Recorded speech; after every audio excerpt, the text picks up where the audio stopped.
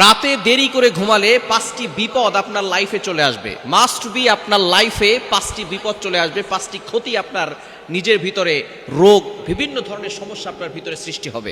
সুতরাং আমাদেরকে রাতে দেরি করে ঘুমানো যাবে না। আল্লাহ পাক রব্বুল আলামিন কিন্তু আমাদেরকে সিস্টেম করে দিয়েছেন কখন ঘুমাতে হবে আর কখন কাজ করতে হবে। কিন্তু দুঃখজনক হলেও সত্য, আমরা কোরআন থেকে দূরে সরে গিয়ে আমরা আল্লাহ তাআলা যেই সময় বিশ্রাম নিতে বলেছেন, ঘুমাতে বলেছেন, সেই সময় বিশ্রাম না করে সেই সময় পড়ালেখার কাজ করি। আর যেই সময় আল্লাহ পাক রব্বুল আলামিন পড়ালেখা কাজ করতে বলেছেন সেই সময় আমরা ঘুমিয়ে থাকি। খবরদার, এটা করা যাবে না। আল্লাহ পাক রব্বুল আলামিন নিজে বলছেন 30 নম্বর পারার 1 নম্বর পৃষ্ঠার 9-10 নম্বর লাইনগুলোতে, সূরা নাবায়ের 9-10 নম্বর আয়াতগুলোতে আল্লাহ পাক রব্বুল আলামিন জানিয়ে দিয়েছেন, ওয়াজআলনাল লাইলা লিবাসা ওয়াজআলনান নাহারা মাআশা।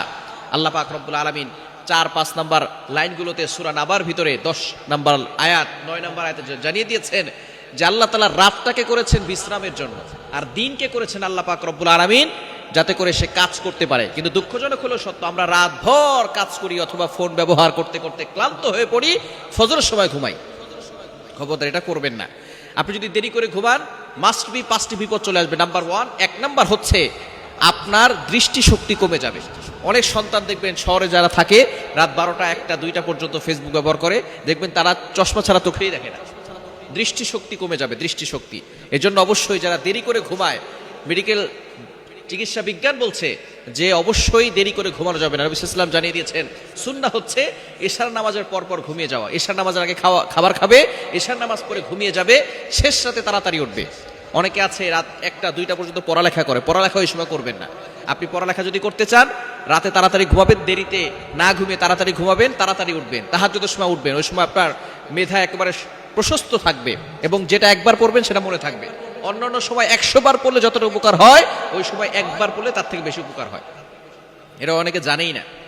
এজন্য দেখবেন হেফজ যে সমস্ত ছাত্ররা পড়াশোনা করে তারা কিন্তু 4টার সময়, রাত ফজরের নামাজের আরো 1 ঘন্টা 1.5 ঘন্টা আগে উঠে তারা তাহাজ্জুদ পড়ে, তারা সেই সময় সবক শোনায়। সুতরাং আমরা এই সময়টা তাড়াতাড়ি উঠে আল্লাহর ইবাদত করার চেষ্টা করব।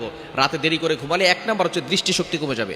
2 নাম্বার স্মৃতিশক্তি কমে যাবে। স্মৃতিশক্তি, আপনি অনেক কিছু মনে রাখতে পারবেন না। অনেক বাবা মারা বলে যে আমার সন্তান পড়া মনে রাখতে পারে না, এই যে রাতে দেরি করে ঘুমায় এই জন্য পড়া মনে থাকে না, স্মৃতিশক্তি কমে যায়।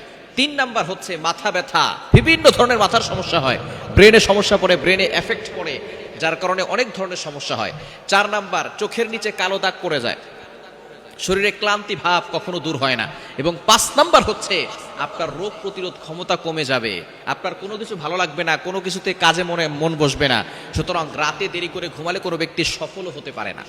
এজন্য সকালটা যদি কেউ ঘুমিয়ে থাকে, যে ব্যক্তি রাতে দেরি করে ঘুমায় সে ফজরও পড়তে পারে না, সকালের বরকত সময়টাও সে পায় না। এজন্য যদি আপনি আপনার লাইফে বরকত পেতে চান, সকালটাকে কাজে লাগাবেন, সুবে সাদিকের সময়টাকে কাজে লাগাবেন, ফজরের নামাজ পড়বেন, ওই সময়টা সকালবেলা দোকান খুলবেন, ব্যবসায়িক প্রতিষ্ঠানে যাবেন এবং ঘরের ভিতরে যদি আপনি আমল করতে পারেন ইনশাআল্লাহ, ওই সময়টা হচ্ছে সকালটা বরকতময় সময়।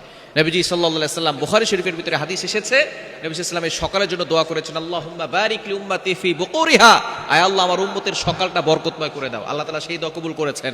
সুতরাং যদি সফলতা অর্জন করতে চান তাহলে অবশ্যই সকালবেলা আপনি সকালবেলার সময়টাকে কাজে লাগাবেন, রাতে দেরি করে ঘুমাবেন না, এই কঠিন বিপদে আপনি পড়ে যাবেন।